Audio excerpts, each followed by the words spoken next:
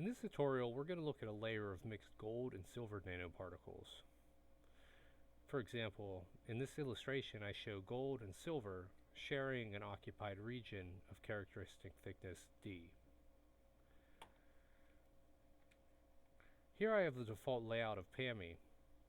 To use a double layer, come to the layer of interest, click Configure, and under Nanoparticles, we should be able to pick Double Nanosphere.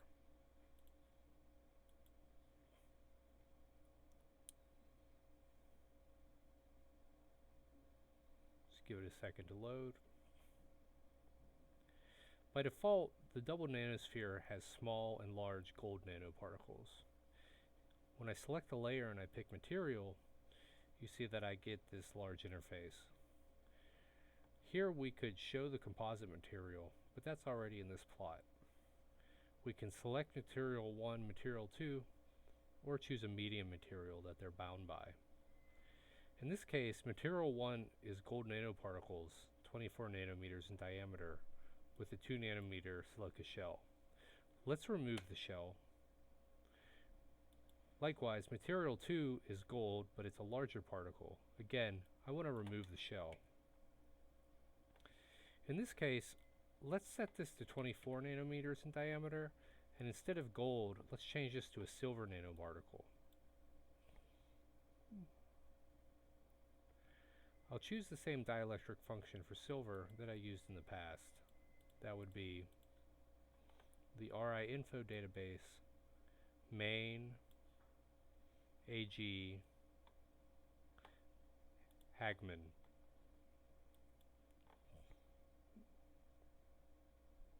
We see now that the permittivity shows both a silver peak and a gold peak. The medium is water. The double layer ensures that the medium is shared between materials 1 and materials 2. For example, if I change the dispersion of water to say 2479, this is going to be updated in the medium material for both of the nanoparticles.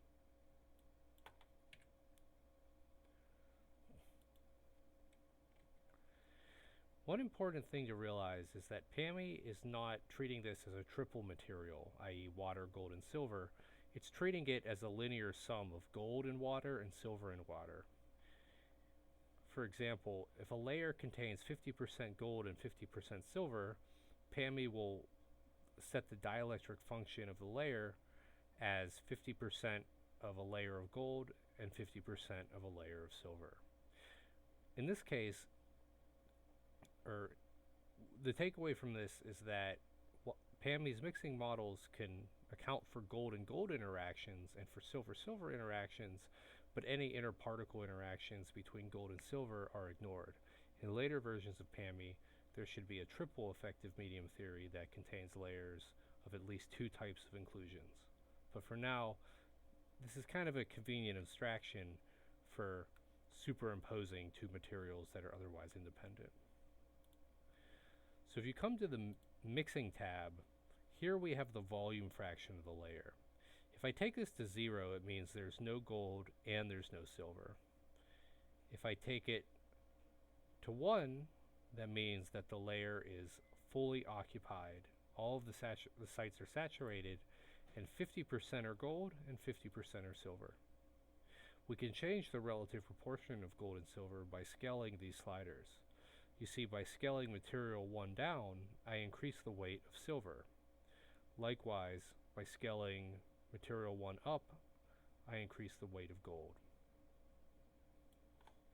These will maintain the volume fraction. So for example, I could set the volume fraction to 20, or 0.0, let's say 0.06.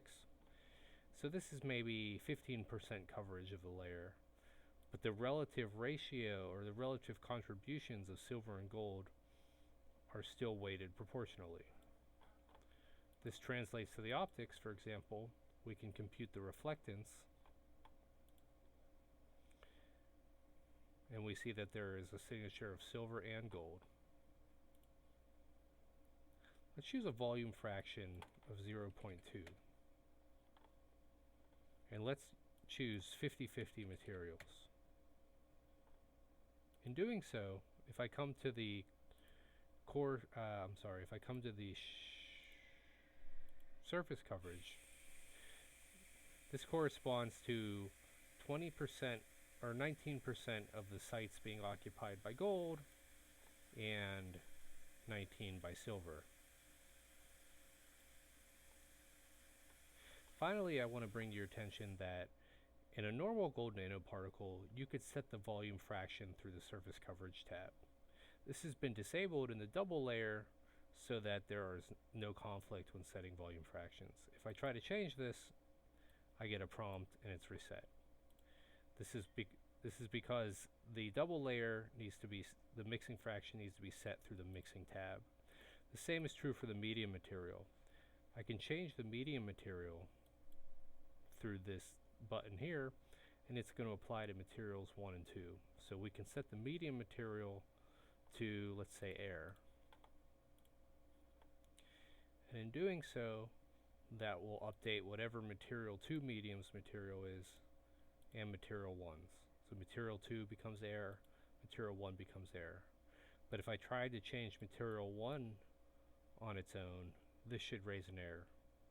In this way, PAME prevents the user from creating a double layer where the nanoparticles are not in the same medium, which would not make sense. See, there's our error. So now we can look at, so now we have gold and silver nanoparticles in air. We can see how they would affect the reflectance, the transmittance, or the absorbance. It's interesting because we know that the silver nanoparticles have a stronger plasmon resonance than the gold. Let's ask this question. What is the fraction, the relative proportion of gold that I would need to make the height of this peak and this peak equal? Well, it's pretty easy to figure that out. We'll scale down the silver and scale up the contribution of gold. Let's switch back to water because this might not be so clear in air. By the way, the material name is changing dynamically depending on what constituent materials I'm using. If you don't like this and you want to set the material name manually, you can go into the PAME configuration and disable auto name. Alright. So in water now we see that the gold is strongly outweighing the silver in the reflectance for this mixing ratio. I'll scale that down a little bit. You see how the permittivity changes and the relative contributions of silver and gold can be ascertained.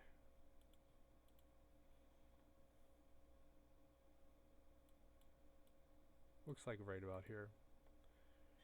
So now the question is, how many silver particles and how many gold particles do I have? Remember, they're the same size. Well, come down to the surface coverage, and it looks like I have about 9.9 of the available sites percentage occupied by the gold. However, I have 28% occupied by the gold and only 9% occupied by the silver. So to get identical heights in the reflectance, I need something like 3 or 4 times the amount of gold particles that I need for silver. This is an interesting result and has implications for sensor design, especially with multiplex layers of nanoparticle films.